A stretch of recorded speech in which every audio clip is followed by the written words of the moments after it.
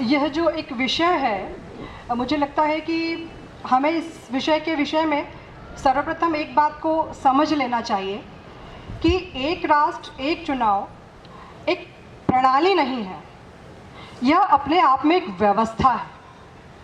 यह एक ऐसी व्यवस्था है जो कई सारी व्यवस्थाओं को, जो एक आम आदमी से जुड़ी व्यवस्थाएं हैं, उनको सुचारू रूप से चलाने के लिए इसको मूर्त रूप देने का एक प्रयास है। चूँकि इसका संबंध व्यवस्था से है तो सीधा सीधा संबंध बन जाता है इसका आम आदमी से। और शायद मैंने इसको इसीलिए लिखा कि प्रणाली नहीं व्यवस्था है। व्यवस्था का अर्थ है कि फिर इसमें इस व्यवस्थाओं की वजह से, इस चुनावी व्यवस्था की वजह से आम आदमी की व्यवस्थाएं बाधित ना हो, इसीलिए हमारे संविधान में 129वां संशोधन किया गया। इस संशोधन को ऐसे ही नहीं कर दिया गया।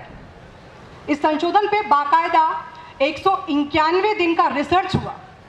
उस रिसर्च के बाद 18,000 पृष्ठों की एक किताब लिखी गई। उस रिपोर्ट में हमारे पूर्व राष्ट्रपति माननीय कोविंद जी ने जो रिपोर्ट तैयार की है, उस रिपोर्ट में लगभग 10 से 11 देशों के ऊपर उन्होंने अध्ययन किया। ऐसे 10 से 11 देश जिनमें, चूँकि इतिहास की बात की है आपने, तो मैं उस रिपोर्ट के संदर्भ में बताना चाहूँगी कि वो जो 18,000 पृष्ठों की किताब तैयार हुई है, वो शायद उन सभी असहमति दाताओं को पढ़नी चाहिए जिसमें हमारे माननीय राष्ट्रपति जी ने उन 11 देशों का अध्ययन किया है जहाँ पूर्व से ही एक राष्ट्र एक चुनाव व्यवस्था है। तो मुझे ऐसा लगता है कि हमें उस 191 दिन की जो रिसर्च है उसको युवाओं को भी देखना चाहिए और उन विपक्षियों को भी देखना चाहिए। दूसरी जो एक महत्वपूर्ण बात यह है कि ये जो व्यवस्था है, ये हमारे भारत देश में, अगर हम इसके इतिहास में जाए या पीछे जाकर हम बात करते हैं, तो ये कोई नई व्यवस्था नहीं है। वर्ष 1951-52 से लेकर 1967 तक हमारे देश में एक राष्ट्र एक चुनाव की ही व्यवस्था थी। ये प्रणाली कोई नई नहीं है।